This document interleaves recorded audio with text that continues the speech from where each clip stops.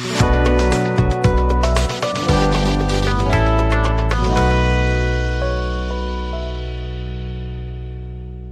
good morning, everyone, and welcome to the episode 2.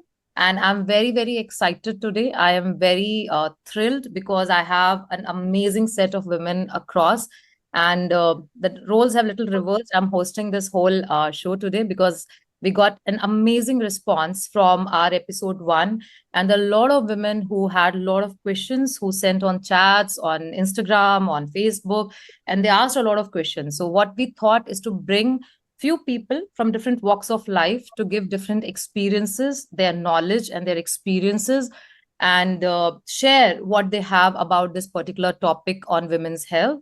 So let me introduce first of all to all of the people here on the screen.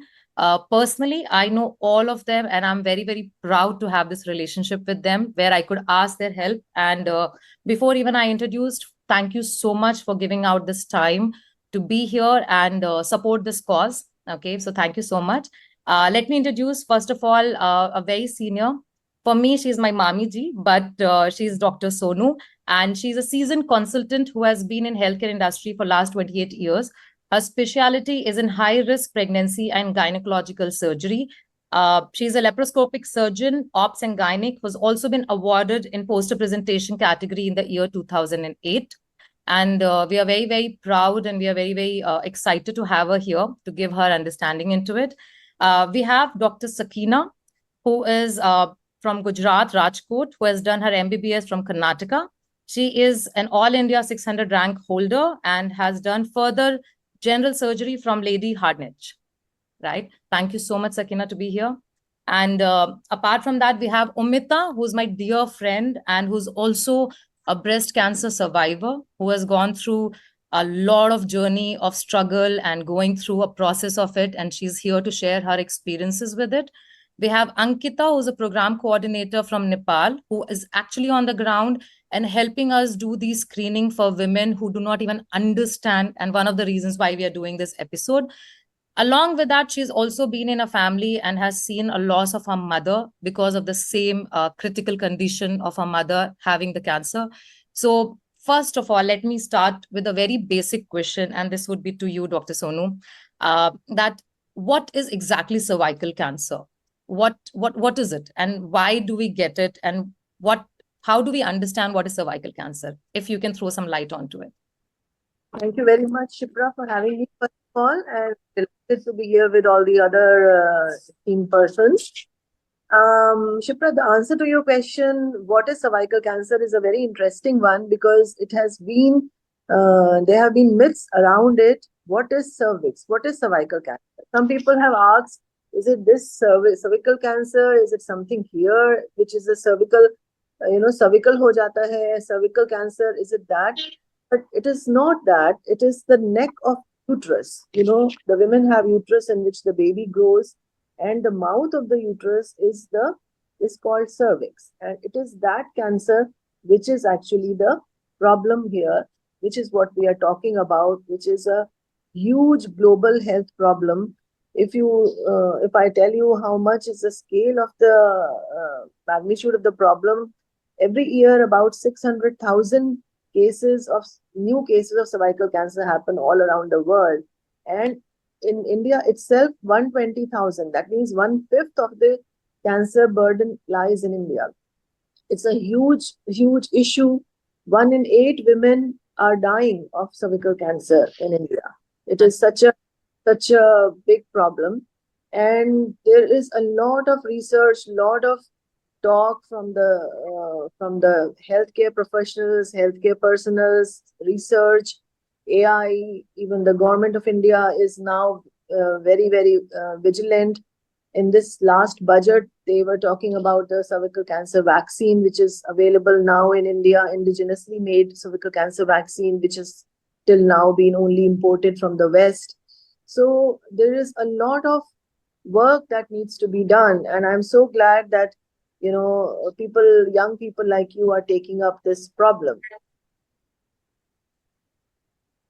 This also, the cervical cancer, the reason why it's more social burden and a huge problem is because it is a problem of young women. young women with young families, they get cervical cancer. They don't even know what has happened to them. In the government hospitals, they are told they've got cervical cancer, and they are completely unaware of what has happened to them.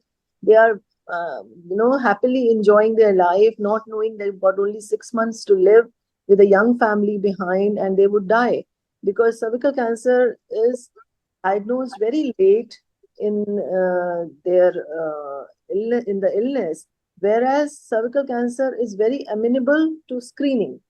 You might ask, what do we do? Because cervical cancer, how do we treat? How do we find out if somebody has got cervical cancer? It has got it's a very slow developing cancer. So it grows very slow. Over 10 to 15 years it grows. So this time is there for us to screen the woman from pre-cancer to cancer. So therefore, we can detect it in the pre-cancerous stage, we can treat it, and we can save the woman. I was in England for 7 years, and I did not see a single case of cervical cancer there. Whereas in India, as I'm telling you, 1 in every 8 women is, dying of cervical cancer. It is the commonest cancer after breast cancer in India. So it's a huge burden of cervical cancer that the women are having. It's a Now a lot of research has happened, and it was found by a German scientist that it's a cause of the cervical cancer is a virus. It's called HPV virus. It is different from HIV virus because when women are told they've got HPV, they turn around and ask, "Have I got HIV?" No, it is not HIV. It is HPV, and this virus is transmitted sexually between the partners. And this virus changes the cells of the uterus, the mouth of the uterus, so that they become precancerous. They can be identified, they can be screened, they can be treated.